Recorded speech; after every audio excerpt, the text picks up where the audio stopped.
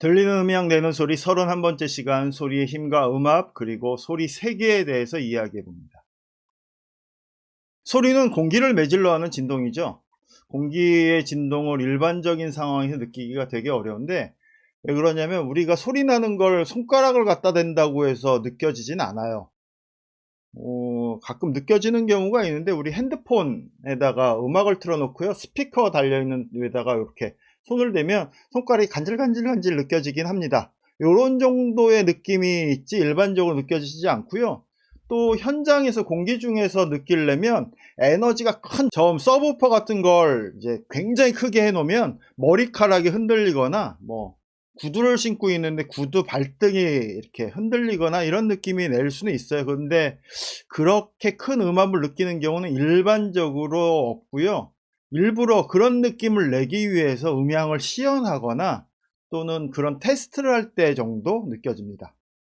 그리고 이렇게 강한 음압을 때리면 창문이 흔들리는 경우도 가끔 있긴 해요. 근데 창문이 흔들리는 경우는 폭발음이나 이런 경우에 더 많이 있죠.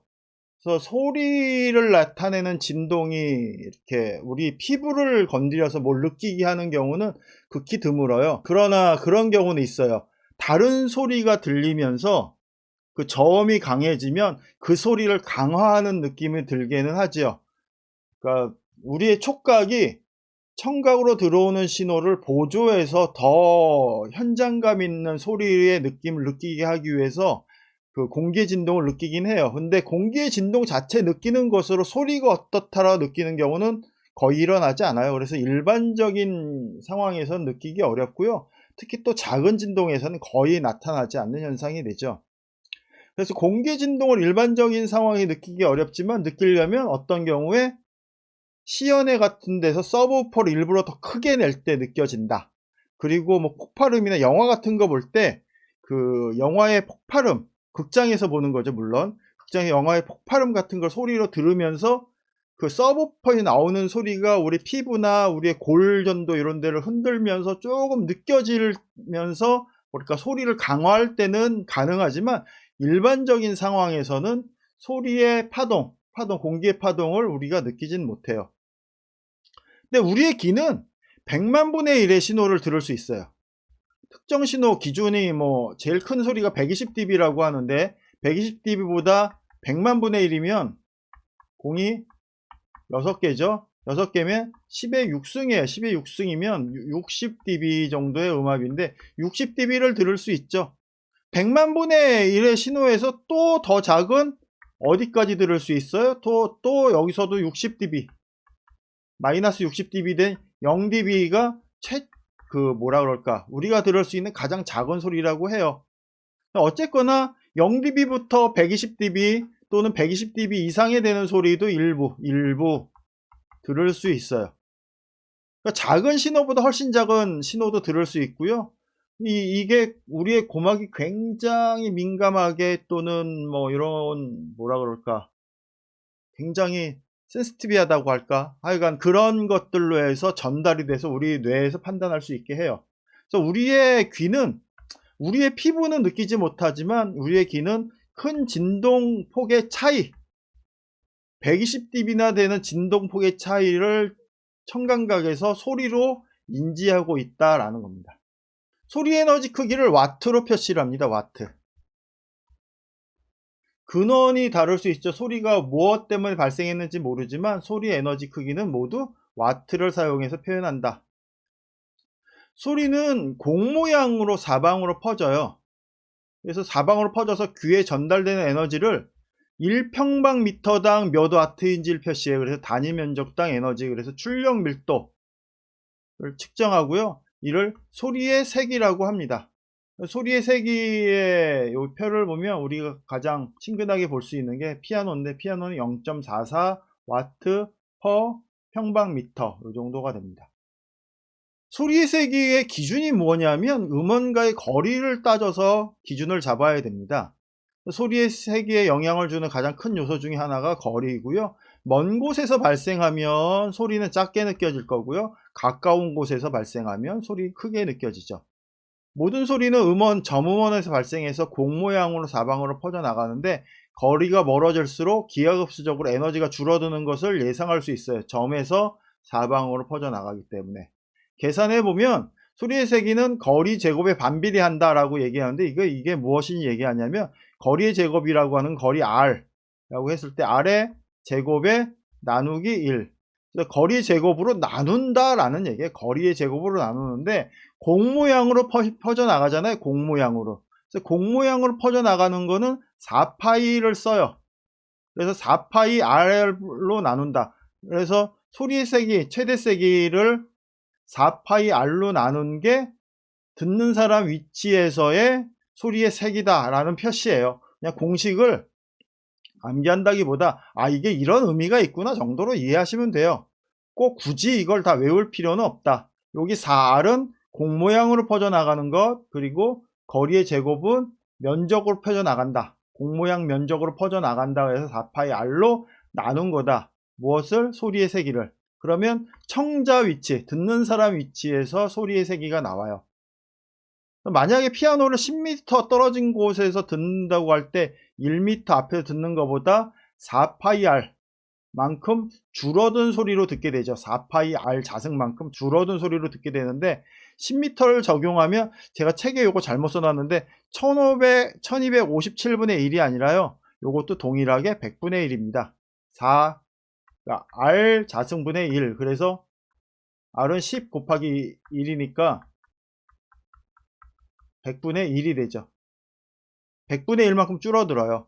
요거는 4파이까지 계산했을 때인데 1m 앞에서도 들을 때 전체 소리의 크기는 4파이R을 넣지 않은 상태지만 내가 듣는 위치가 1m 앞이라면 4파이R을 적용해야 되죠. 그러면 1m 앞이랑 10m 앞이랑 계산을 해보면 결국 10m에 10의 자승분의 1만큼 떨어진 소리로 듣게 되는 거죠. 100분의 1이면 1m 앞에서 듣는 것보다 10m 앞에서 듣는 소리가 얼만큼 주는 거냐면 100분의 1이니까 20dB 정도 소리가 작아지는 거예요. 20dB가 작아졌어도 소리는 적게 들리지 않죠. 우리 귀는. 그러니까 물리적으로 양은 100분의 1만큼 20dB가 줄어들었지만 우리의 귀는 유연하게 적응을 해요. 그러니까 소리가 작아졌다고 작아지게 느끼는 게 아니라 적절하게 조절해서 들어요. 그래서 우리의 청감각은 아주 미세한 진동부터 아주 큰 소리까지 받아들일 수 있기 때문에 20dB가 줄었던 1257분의 1이면 31dB가 줄어드는 거거든요. 31dB가 줄어드는 건데 31dB가 줄어들었던 20dB가 줄어드는 것만큼 우리가 유연하게 받아서 소리를 듣고 있다라는 겁니다. 소리의 세기는 어떤 기준 크기에 비해서 몇 배의 크기인지를 비교 수치로 표시를 해요. 저희 dB를 표시하는 거랑 동일하죠. 기준 세기는 여러 가지가 있을 수 있는데 우리가 보통 듣는 게 20 마이크로 파스칼, 가장 작은 압력을 20 마이크로 파스칼로 두고 있죠. 20 마이크로 파스칼을 뭘로 했냐면 10의 마이너스 12승 와트 퍼 평방미터로 표시를 했어요. 10의 마이너스 12승 와트 퍼 평방미터로 표시하고 있다. 그래서 요 마이너스 12승 와트 퍼 평방미터보다 10배 큰 소리가 마이너스 11승이고요. 100배 크면 마이너스 10승이 되는 겁니다. 그래서 여기 보면 0dB가 마이너스 12승 와트 퍼 평방미터고요. 20dB가 마이너스 10승. 120dB가 1와트, 10의 0승, 1와트 퍼 평방미터가 되는 겁니다. 우리가 요 와트랑 dB랑 이런 것들이 이제 왔다 갔다 하는데 실제로 1와트 퍼 평방미터를 120dB라고 정의되어졌다라고 보는 게 맞아요. 이걸 어떻게 계산하느냐? 헷갈려요. 그냥 정의되어져 있다. 120dB를 1와트 퍼 평방미터로 정의했다라고 생각을 하시면 됩니다. dB로 표시했을 때 굉장히 편리한 건 뭐냐면 10에 마이너스 12승이면 0이 0.000000 이렇게 가는 거예요. 0이 12개, 0.0이 12개, 1 이런 식으로 표시되는 엄청나게 큰 신호인데 dB로 표시하면 실제로 상상이 안 되는 숫자를 dB로 표시할 수 있는 거예요. 상상이 안 되는 개념의 수량, 물리량의 크기를 dB로 표시하면 굉장히 작은 수로 표시할 수 있기 때문에 dB로 표시하고 있다. 우리가 왜 dB를 쓰냐, 숫자로 쓰지 않고 숫자로 100만 분의 1 그러면 100만 분의 1을 펴면 0.00000이 6개가 되는데 그거 계산하기 힘들잖아요. 마이너스 60dB 예를 들면 0.000001 이렇게 되면 10의 마이너스 6승이죠. 요 10의 마이너스 6승을 뭘 표시해? 마이너스 60dB로 표시했어요. 거꾸로 0이 6개인 100만이 있어요. 100만은 뭘로 표시해요? 그냥 60dB. 숫자로, 산술적인 숫자로는 이렇게 복잡한 수지만 실제로 dB로 표시하면 그렇게 간단하게 표시될 수 있다라는 거예요. 그래서 물리량을 dB로 표시하는 이유가 여기에 있습니다. 근데 소리의 기준세기 표시하고 dB로 표시하고 이렇게 표시하고 있는데 그럼 음악하고는 무슨 상관이 있냐? 음악에서 세기 기준을 표시할 때 PPP 3개 또는 PPP 4개에서 FFF, 포르테시모, 포르테시시모, 포르테시시시모 그래갖고 F가 4개짜리도 있죠. 이렇게 피아노 시모, 피아노 시시모, 피아노 시시시모 여기 P가 4개짜리도 있기도 해요. 근데 이런 표시는 거의 안 쓰고 여기까지 쓰죠. P가 3개, F가 3개까지 사이에. 이 사이가 어떻게 되냐면 F가 3개 포르테시시모가 100dB에 해당되고요. 피아노 시시모가 40dB에 해당합니다. 요 dB 수는 차이는 60dB 정도 됩니다. 60dB. 이거 굉장히 생각 잘 하셔야 돼요. 소리의 음압이랑 피아노, 그러니까 악기, 음악에서의 그 강도, 여리게, 강하게, 뭐 이런 그 차이의 음압차가 이런 음압 차이다라는 거예요. 이 60dB가 음악에서의 다이나믹 렌즈예요. 음악의 다이나믹 렌즈고요. 이 60dB가 공간 음향에서 잔향 시간을 표시할 때 써요. 공간을 분석할 때 써요. 왜 이 60dB가 중요하냐면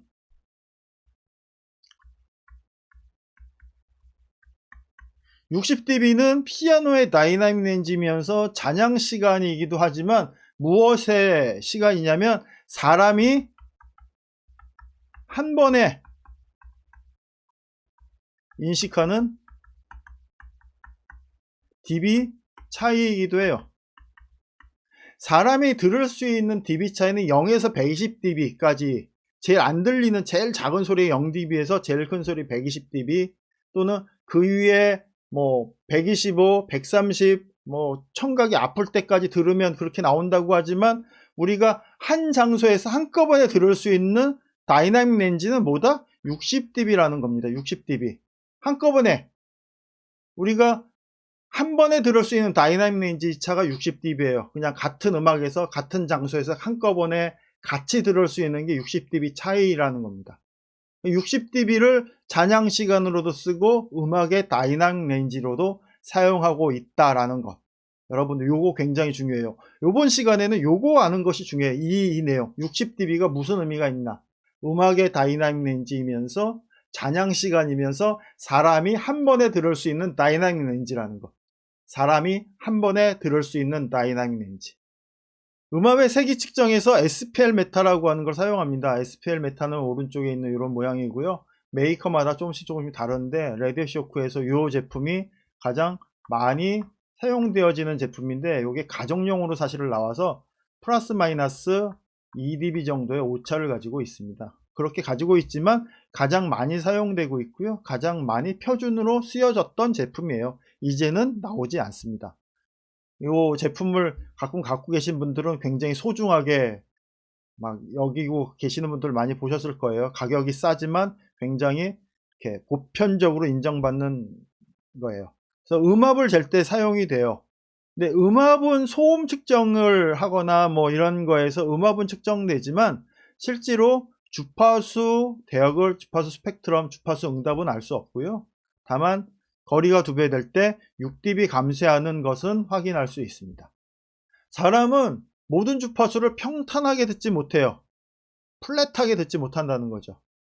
가청 주파수 내어서도 아주 높은 주파수나 낮은 주파수는 듣지 못합니다. 이걸 라우드니스 컨투어라고 하는 그 주파수 응답 곡선을 보고 얘기를 하죠.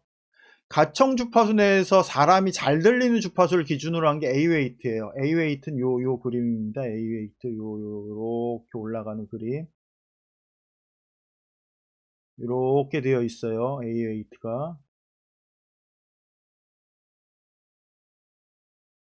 이런 식으로 되어 있습니다. 이게 A웨이트고요. C웨이트는 주파수 특성을 살려서 하는 게 C웨이트예요. 음악을 측정할 때 사용을 하는데 여기 C웨이트가 요거예요. 여기 요 C웨이트, 요 C웨이트 검정색 요게 C웨이트입니다.